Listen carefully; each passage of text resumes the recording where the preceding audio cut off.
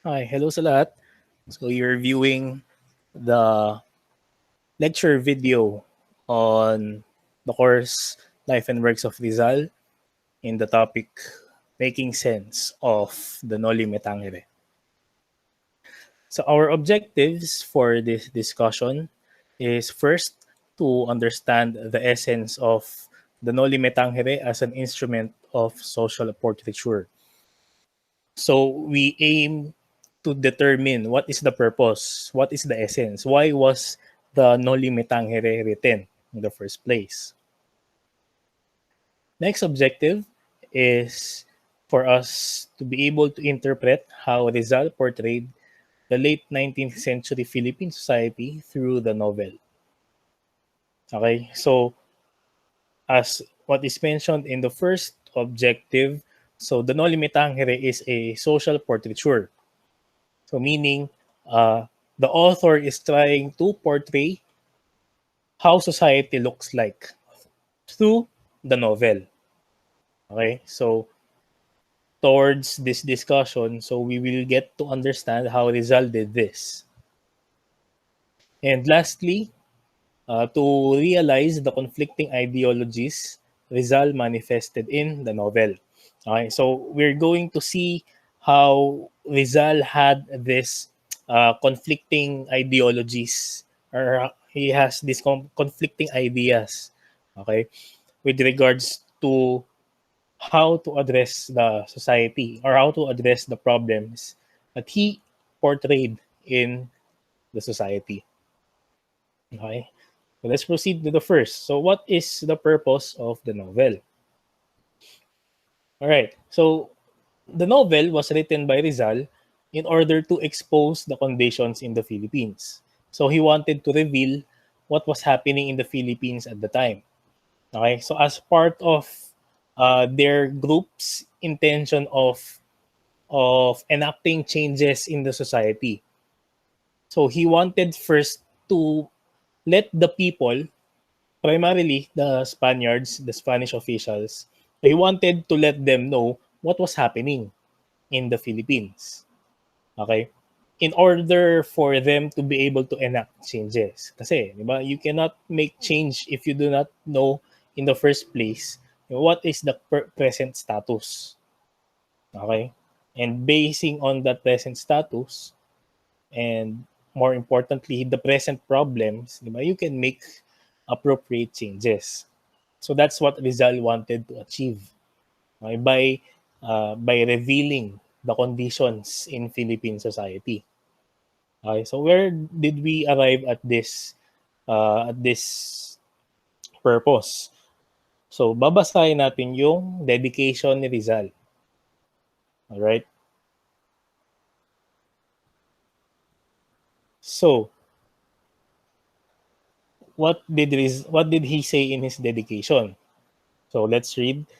Desiring thy welfare, referring to the colony, the Philippine society, which is our own, and seeking the best treatment, I will do with thee what the ancients did with their sick, exposing them on the steps of the temple, so that everyone who came to invoke the divinity might offer them a remedy. Because that's what the ancient people did. Okay, kapag ka may sakit, they're exposing them in the steps of the temple. Okay? So that yung mga taong nakakakita, they may offer prayers, they may provide aid or assistance. Okay? To this end, I will strive to reproduce thy condition faithfully. So yan. So he tried to represent, he tried to present what is the condition of the Philippines based on his observations. Okay, without discrimination. So basically, walang censorship.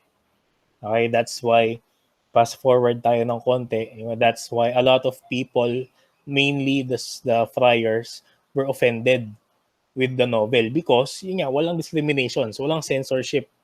Okay, so he was not trying to cover up anything. So wala, nilalantad lahat. Okay?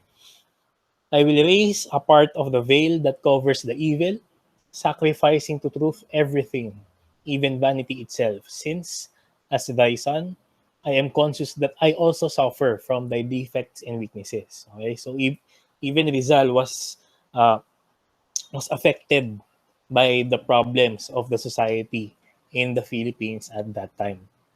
Okay, so that was the purpose. So he wanted to reveal, he wanted to expose, he wanted to present what is the condition of the Philippines, of the Philippine society at that time. Okay, so how did he do this? Okay, uh, so again, we made mention that he made use of his novel as a social portraiture. So meaning, sa pamamagitan ng novel, through the novel, he painted, okay, what society looked like. Okay, looked like basically at his time, during his time. Okay? So he did this through the characters. He did this by injecting symbolisms in the characters. Okay? So if you're going to read again the Noli Me Tangere, kasi 'di ba you've read it before. So if you're going to reread it again, so we need to pay attention to the characters. Okay? What symbolisms do they represent? Okay? What do these characters represent in real life? Okay? Uh, for example, si Doña Victorina, di ba? Based on her characteristics, her behavior, her ugali, di ba? Um, who in Philippine who in Philippine society does she represent? Diba? So again, this is a good exercise. So try to read on Doña Victorina, for example, and then try to look at our society.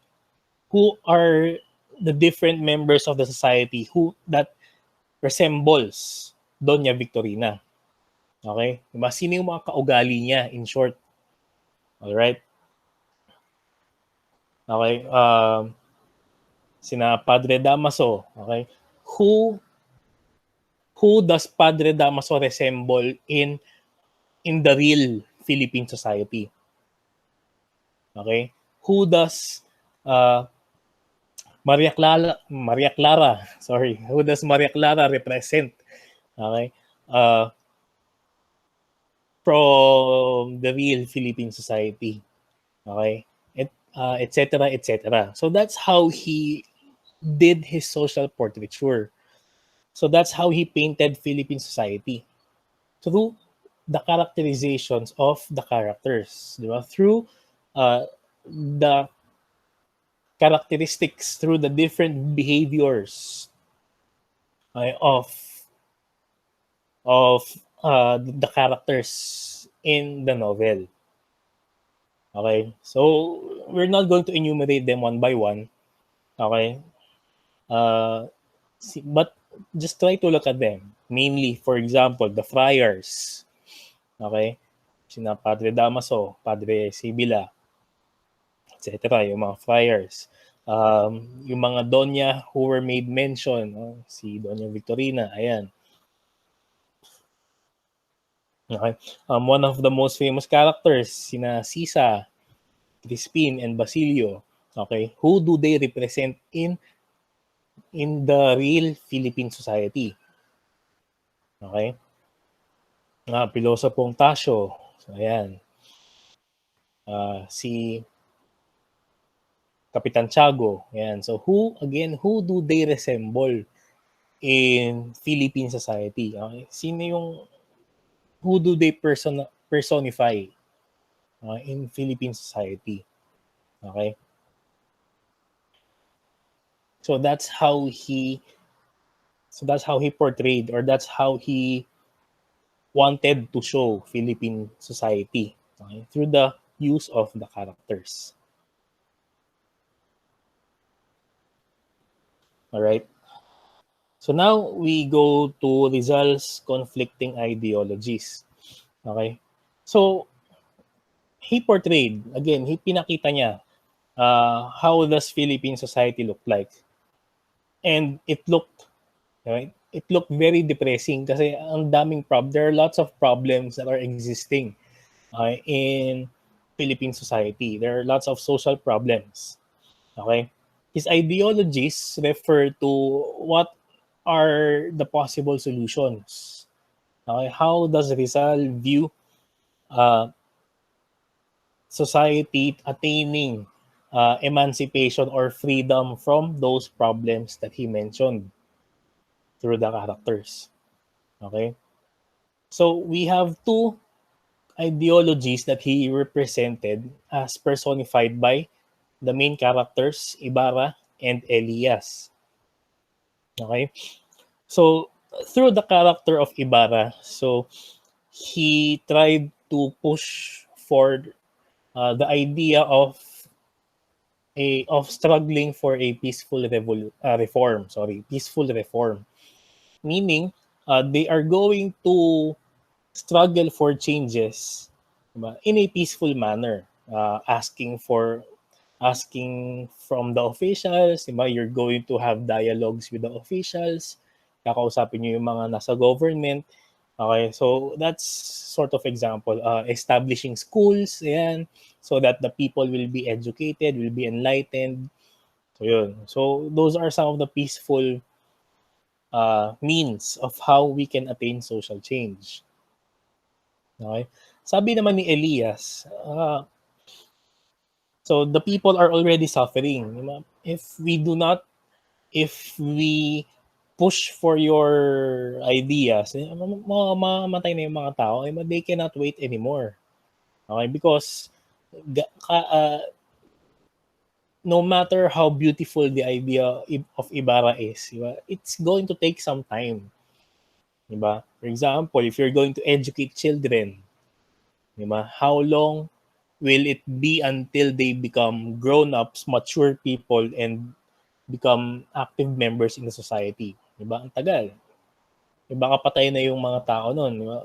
When the time comes. Okay? That's why Elias is pushing for an armed revolution.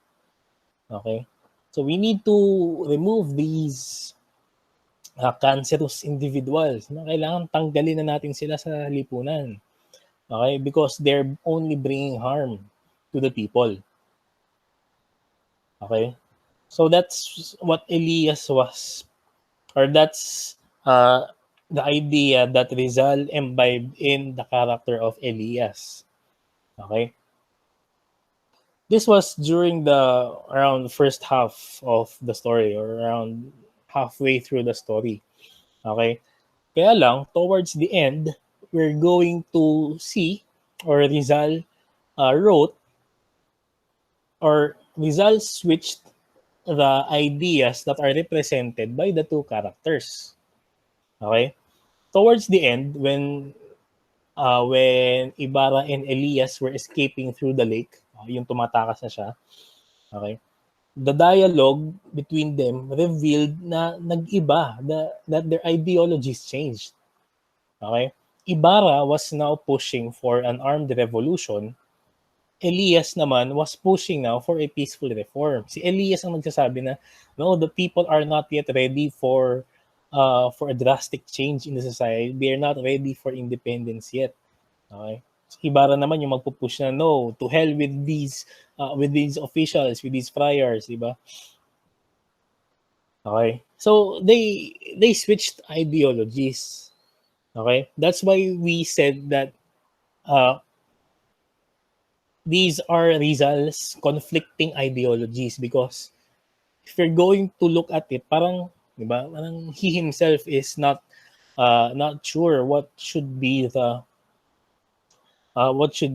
solution to the problems of the society. Okay?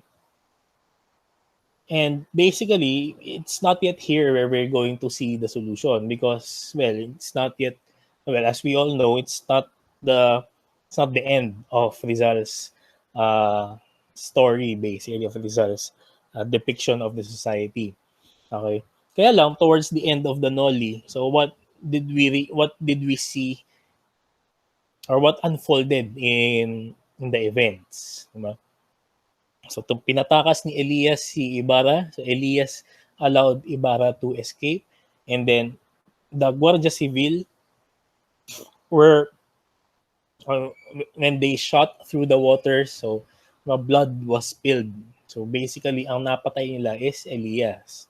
So it was Elias who died along with his idea of struggling for a peaceful reform. Okay, so Rizal allowed Ibarra and the idea of an armed revolution to survive.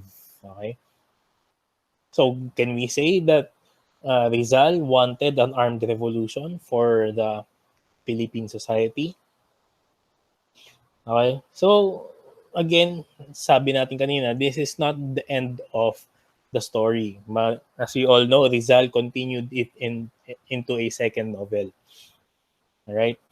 So, did he provide a resolution to his conflicting ideologies in the second novel?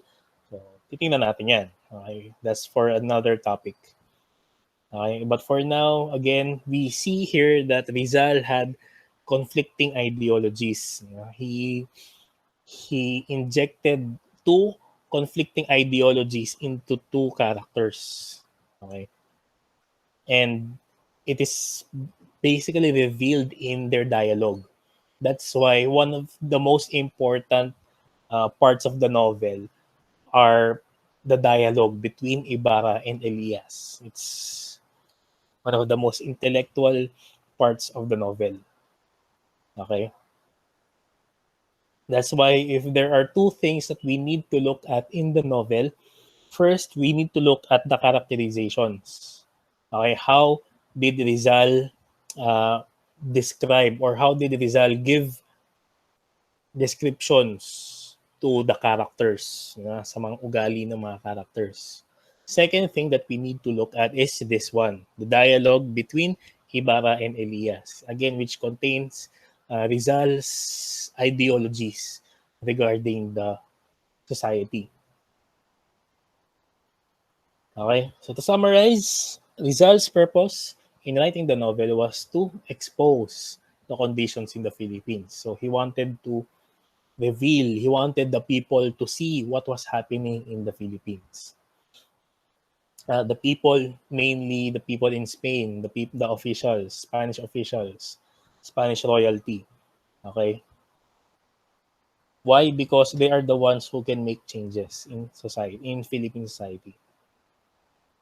Okay, so Rizal portrayed the Philippine society through social portraiture, using the characters of the novel to represent the sectors of Philippine society. So again, yun nga, one thing to look at in the novel are the characters.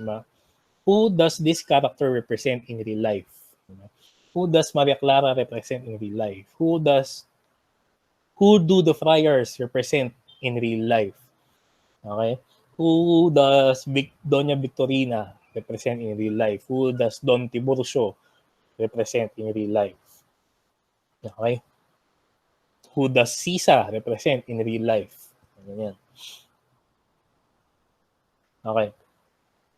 Lastly, the novel contained Rizal's conflicting ideologies between peaceful social reformation and armed revolution concerning how to address the status of Philippine society. So again, what was he pushing for? Diba? He had ideas regarding peaceful reforms and armed revolution. So again, it's a conflicting idea. Nagtatalo ang mga ideas in his mind. Okay? So with that, thank you for listening. If you have questions, please feel free to contact me. Okay? There are different ways of contacting me. So, okay lang. And, yun. Again, thank you. Stay safe and stay happy.